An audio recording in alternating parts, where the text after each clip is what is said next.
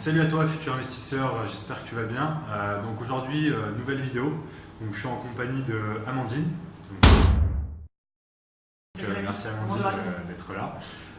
Elle va se présenter par la suite, mais je te donne un peu le thème de la vidéo. Le but c'était d'expliquer comment tu vas créer le coup de cœur en fait en immobilier sur la partie location. Voilà, donc Amandine, je te laisse d'abord peut-être te présenter avant qu'on rentre dans le vif du sujet. Bonjour à tous. Alors je répare des maisons cassées, comme disent mes enfants.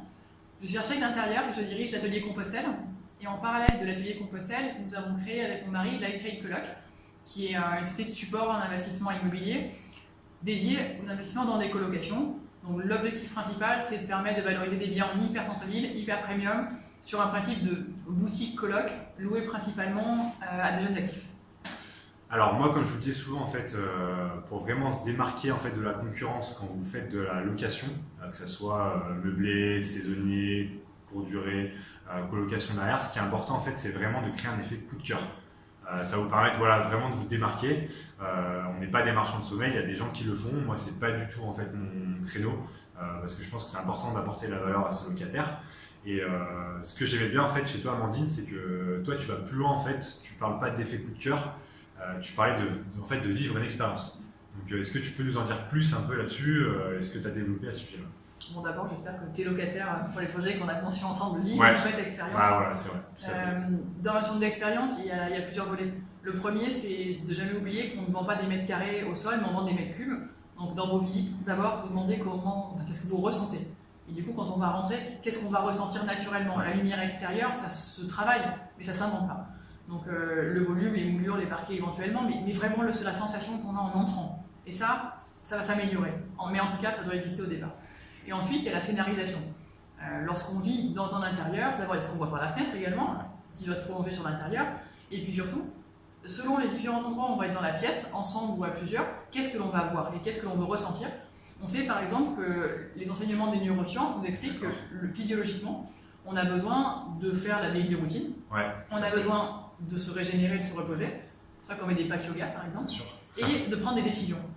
Donc notre aménagement, dans l'effet coup de cœur, ça va être de sentir tout de suite chez soi, parce qu'on a intégré les besoins physiologiques de l'être humain normal, donc du colocataire, et en plus, on va mettre en place une déco hyper personnalisée, avec une marque, développer une marque pour nos clients. Toi, tu vas vraiment plus loin en fait. Tu penses, parce que moi, je vais surtout raisonner avec les gens avec qui je discute sur voilà, mettre une belle déco, mettre un bel environnement, une belle peinture, que tu te sentes vraiment chez toi, que ça fasse une prestation haut de gamme.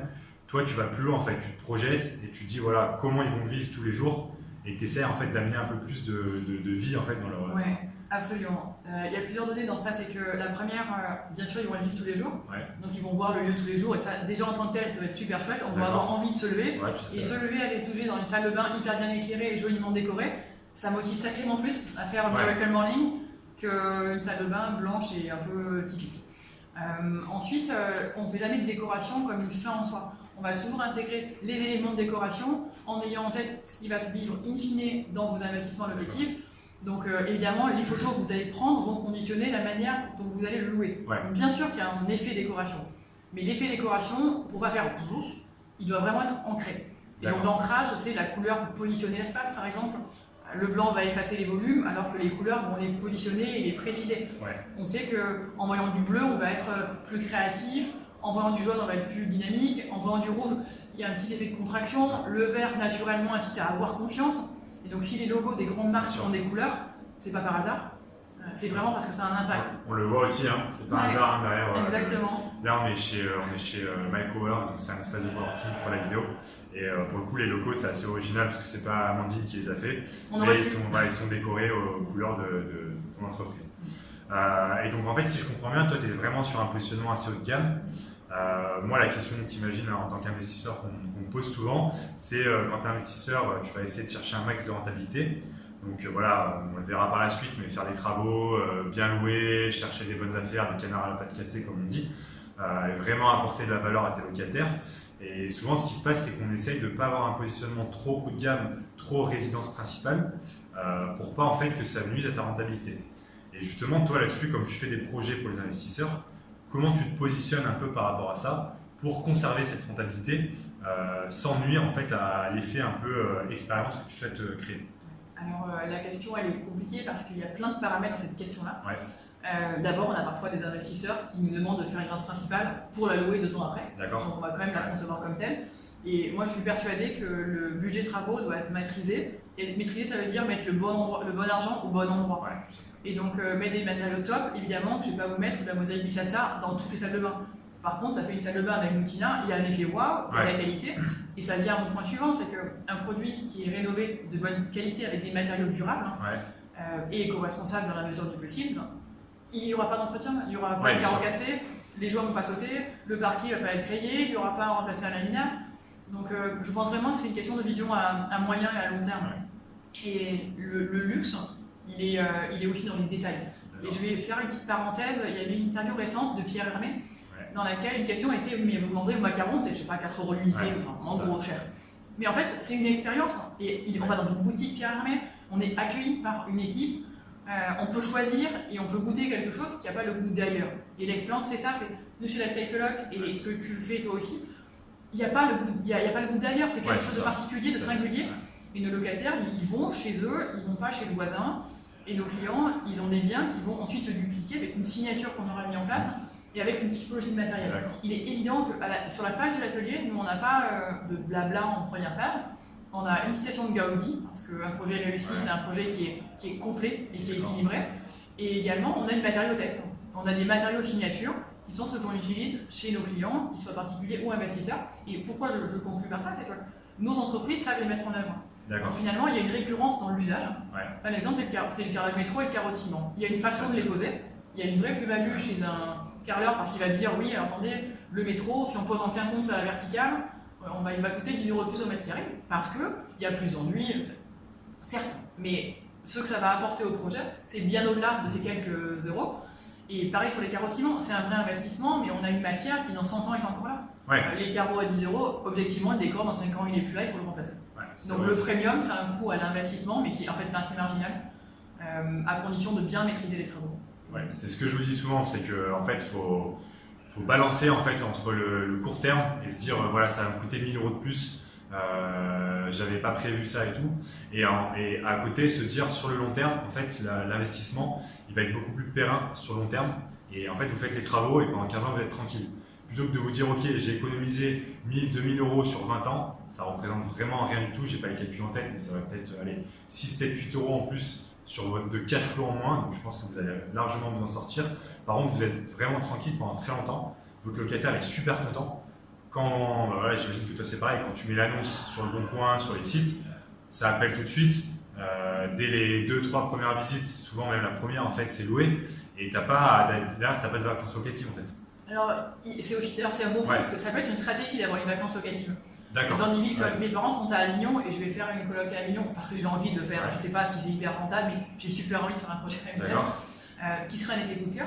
Et je sais qu'une des stratégies dans des villes comme ça, avec le festival, c'est d'avoir des étudiants sur 9 mois et de demander une vacance locative l'été pour louer pendant le festival. Et donc c'est aussi une stratégie, je dis pas qu'il faut la faire. Aujourd'hui, c'est pas ce qu'on fait.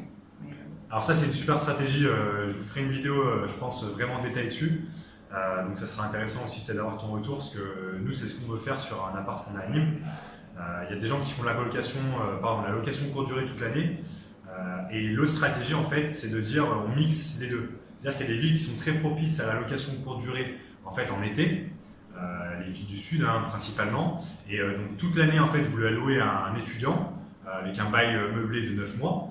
Spécial étudiant, et en fait pendant les 3 autres mois de l'été, vous louez en courte durée. C'est-à-dire que vous allez vraiment en fait optimiser votre rentabilité sur cette période-là qui va être une période cruciale dans vos investissements, et tout le reste de l'année, en fait vous n'avez pas le problème de vous dire est-ce que je vais être rempli à 100% sur Airbnb ou sur Booking, puisque vous avez un étudiant qui va payer peut-être un peu moins cher puisqu'il a cette contrainte de dire tu peux rester que 9 mois plutôt qu'1 an, mais par contre en fait ça vous assure une sécurité. C'est-à-dire que toute l'année, vous êtes en sécurité, et l'été, c'est là-dessus que vous allez vraiment faire la renta, le gros cash flow. Et un dernier point que je voulais voir avec toi, c'est, tu as parlé beaucoup de carrelage, etc. Souvent, on dit que les 2 pièces très importantes sur lesquelles il faut apporter la valeur ajoutée, c'est la salle de bain et la cuisine, parce que c'est vraiment là-dessus qu'on peut créer un coup de cœur. Je voulais avoir un peu ton ressenti là-dessus, et qu'est-ce que tu en penses Alors, j'en pense qu'il faut soigner toutes les pièces. mais que les 2 points qui sont rarement bien soignés par les investisseurs sont les cuisines et salles de bain, parce qu'ils vont chez Brico Dépôt, ils mettent 3 caissons et un plateau en strat et ça tient pas. Et les salles de bain parce que les carrelages ne sont pas forcément super bien posés, de bonne qualité, avec un meuble plutôt en étagère parce que ça coûte moins cher qu'un tiroir. Alors, chez moi c'est niette, là-dessus c'est pas une concession que je ferais. Bien sûr qu'il faut les soigner, il faut bien les soigner, mais pas que dans l'esthétique, c'est vraiment un travail de fond. C'est-à-dire qu'il faut soigner les salles de bain, il faut avoir une douche de la bonne taille, avec une vraie paroi de douche, parce que si votre locataire sort avec son petit rideau qui glisse, ça n'a pas la boum. Comment on gère ça? Il se casse le pied.